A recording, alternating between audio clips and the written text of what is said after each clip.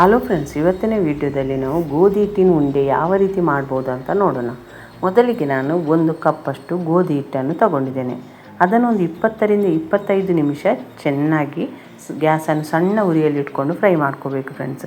ಇಲ್ಲಿ ನೀವು ಫಸ್ಟ್ ಗೋಧಿ ಹಿಟ್ಟನ್ನು ಮಾತ್ರ ಒಂದು ಸ್ವಲ್ಪ ಅದು ಬಣ್ಣ ಚೇಂಜ್ ಆಗೋವರೆಗೆ ಮತ್ತು ಅದನ್ನು ಸ್ವಲ್ಪ ಘಮ ಬರುವವರೆಗೆ ನೀವು ಫ್ರೈ ಮಾಡ್ಕೋಬೇಕು.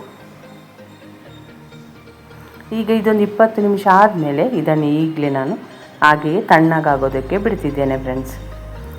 ಈಗ ಇನ್ನೊಂದು ಕಡೆ ನಾನು ಒಂದು ಸ್ವಲ್ಪ ಡ್ರೈ ಫ್ರೂಟ್ಸನ್ನು ತುಪ್ಪದಲ್ಲಿ ಹುರ್ಕೊತಿದ್ದೇನೆ. ನಾನು ದ್ರಾಕ್ಷಿಯನ್ನು ಅಷ್ಟೇ ಹಾಕ್ಕೊತಿದ್ದೇನೆ ಫ್ರೆಂಡ್ಸ್. ನೀವು ಬೇಕಂದರೆ ಬಾದಾಮಿ, ಗೋಡಂಬಿ ಇದನ್ನೆಲ್ಲ ಸಣ್ಣ ಪೀಸ್ಗಳಾಗಿ ಮಾಡಿಕೊಂಡು ಫ್ರೈ ಮಾಡಿಕೊಂಡು ಹಾಕೋಬೋದು. ಈಗ ಈ ತುಪ್ಪನೂ ಕೂಡ ಗ್ಯಾಸ್ ಆಫ್ ಮಾಡಿದ ಮೇಲೆ ತಣ್ಣಗಾಗೋದಕ್ಕೆ ಬಿಡ್ತಿದ್ದೇನೆ ಫ್ರೆಂಡ್ಸ್, ನಮ್ಮ ಕಿಚನ್ ಚಾನಲ್ ಯಾರಾದರೂ ಹೊಸೊಬ್ಬರು ನೋಡುವುದಿದ್ದರೆ ಈ ಚಾನಲನ್ನು ಸಬ್ಸ್ಕ್ರೈಬ್ ಮಾಡ್ಕೊಳ್ಳಿ.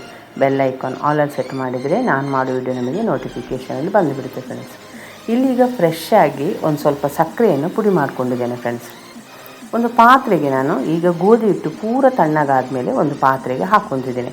ಆದರೆ ನಾವು ಎಷ್ಟು ಗೋಧಿ ಹಿಟ್ಟನ್ನು ತಗೊಂಡಿದ್ದೇವೋ ಫ್ರೆಂಡ್ಸ್ ಅಷ್ಟೇ ಸಕ್ಕರೆ ಪುಡಿಯನ್ನು ತಗೋಬೇಕು. ಅದೇ ಅಳತೆಯಲ್ಲಿ ಸಕ್ಕರೆ ಪುಡಿಯನ್ನು ತಗೋಬೇಕು ಫ್ರೆಂಡ್ಸ್. ಸಕ್ಕರೆ ಪುಡಿ ಜಾಸ್ತಿ ಆದರೂ ಭಾಳ ಸ್ವೀಟ್ ಆಗಿಬಿಡುತ್ತೆ. ಸಕ್ಕರೆ ಪುಡಿ ಕಡಿಮೆ ಆದರೂ ಗೋಧಿ ಹಿಟ್ಟಿನ ಉಂಡೆ ರುಚಿ ಅನಿಸೋದಿಲ್ಲ ಫ್ರೆಂಡ್ಸ್. ಅದಕ್ಕೆ ನಾನು ಯಾವ ಗೋಧಿ ಹಿಟ್ಟನ್ನು ಯಾವ ಕಪ್ಪಲ್ಲಿ ತಗೊಂಡಿದ್ದೇನೋ ಅದೇ ಕಪ್ಪಲ್ಲಿ ಸಕ್ಕರೆ ಪುಡಿಯನ್ನು ಕೂಡ ತಗೊಂಡಿದ್ದೇನೆ. ಆದರೆ ಸಕ್ಕರೆ ಪುಡಿಯನ್ನು ಫ್ರೆಶ್ ಆಗಿ ಮಾಡ್ಕೊರಿ ಫ್ರೆಂಡ್ಸ್. ಮೊದಲು ಮಾಡಿಟ್ಟಿದ್ದ ಸಕ್ಕರೆ ಪುಡಿಯನ್ನು ಹಾಕೋಬೇಡಿ. ಈಗ ಇಲ್ಲಿ ಸಕ್ಕರೆ ಪುಡಿ ಮತ್ತು ಗೋಧಿ ಹಿಟ್ಟನ್ನು ಚೆನ್ನಾಗಿ ಮಿಕ್ಸ್ ಮಾಡ್ಕೋಬೇಕು ಫ್ರೆಂಡ್ಸ್. ಆದರೆ ನಾವಿಲ್ಲಿ ಎಷ್ಟೇ ಮಿಕ್ಸ್ ಮಾಡಿದರೂ ಕೈಯಲ್ಲಿ ಮಿಕ್ಸ್ ಮಾಡೋದಕ್ಕೆ ಆಗೋದಿಲ್ಲ. ಅದಕ್ಕೋಸ್ಕರ ನಾನು 1-2 ಸಲ ಒಂದು ಮಿಕ್ಸಿ ಜಾರಲ್ಲಿ ಹಾಕಿ 1-2 ರೌಂಡು ತಿರುಗಿಸ್ತಿದ್ದೇನೆ ಫ್ರೆಂಡ್ಸ್. ಸಾಮಾನ್ಯವಾಗಿ ಗೋಧಿ ಹಿಟ್ಟಿನ ಉಂಡೆ ನಾವು ಮಾಡಬೇಕಾದ್ರೆ ಗೋಧಿ ಹಿಟ್ಟನ್ನು ಒಂದು ಫ್ರೈ ಮಾಡಿಕೊಂಡ್ರೆ ಯಾರು ಬೇಕಾದರೂ ಗೋಧಿ ಹಿಟ್ಟಿನ ಉಂಡೆನ ಈಸಿಯಾಗಿ ಮಾಡ್ಕೋಬೋದು. ಇಲ್ಲಿ ಮಿಕ್ಸಿ ಜಾರ್ಗೆ ಗೋಧಿ ಹಿಟ್ಟನ್ನು ಹಾಕ್ಕೊಂಡು ಈಗ ಒಂದು ಸಲ ತಿರುಗಿಸ್ಕೊತಿದ್ದೇನೆ. ಗೋಧಿ ಹಿಟ್ಟು ಮತ್ತು ಸಕ್ಕರೆ ಒಂದು ಸಲ ಚೆನ್ನಾಗಿ ಮಿಕ್ಸ್ ಆಗಲಿ ಅಂತ 1-2 ರೌಂಡು ತಿರುಗಿಸ್ಕೊತಿದ್ದೇನೆ.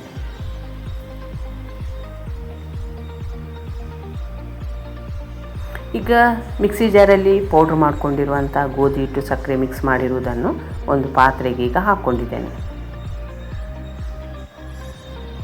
ಈಗ ಇಲ್ಲಿ ನಾನು ದ್ರಾಕ್ಷಿಯನ್ನು ಕೂಡ ಫ್ರೈ ಮಾಡಿರುವಂಥ ತುಪ್ಪ ಪೂರ ತಣ್ಣಗಾಗಿದೆ ಫ್ರೆಂಡ್ಸ್. ಅದನ್ನು ಕೂಡ ಈಗ ಇದ್ರ ಜೊತೆ ಹಾಕ್ಕೊಂಡು ಚೆನ್ನಾಗಿ ಮಿಕ್ಸ್ ಮಾಡ್ಕೊತಿದ್ದೇನೆ ಫ್ರೆಂಡ್ಸ್. ನಾನು 1-2-3 ಏಲಕ್ಕಿಯನ್ನು ಕೂಡ ಸಕ್ಕರೆ ಪುಡಿ ಮಾಡಬೇಕಂದ್ರೇ ಅದರಲ್ಲಿ ಹಾಕ್ಕೊಂಡಿದ್ದೇನೆ ಫ್ರೆಂಡ್ಸ್.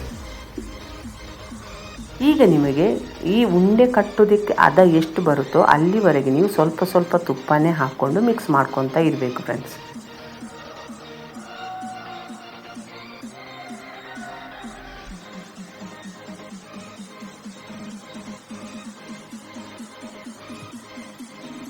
ಈಗ ಹಬ್ಬ ಹರಿದಿನ ಬಂದಾಗ ನೀವು ಕೂಡ ಒಂದು ಸಲ ಮನೆಯಲ್ಲಿ ಗೋಧಿ ಹಿಟ್ಟಿನ ಉಂಡೆ ಟ್ರೈ ಮಾಡಿ ಯಾವ ರೀತಿ ಬಂತು ಅಂತ ನನಗೆ ಕಾಮೆಂಟ್ ಸೆಕ್ಷನಲ್ಲಿ ತಿಳಿಸಿ ಫ್ರೆಂಡ್ಸ್.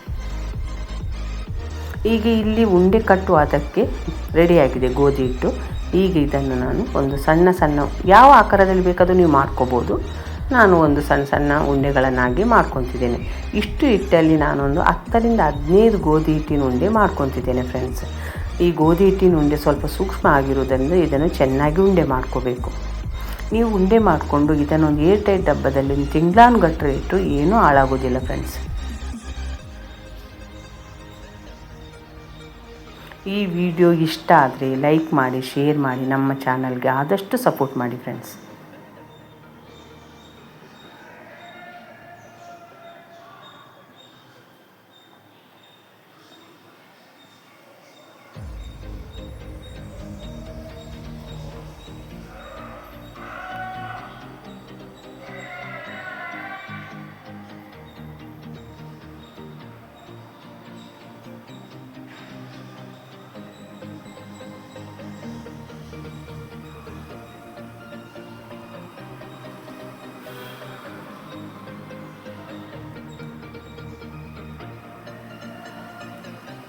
ಈ ವಿಡಿಯೋವನ್ನು ನೀವು ನೋಡಿದ್ದಕ್ಕೆ ನಿಮಗೆ ತುಂಬ ಧನ್ಯವಾದಗಳು ಫ್ರೆಂಡ್ಸ್.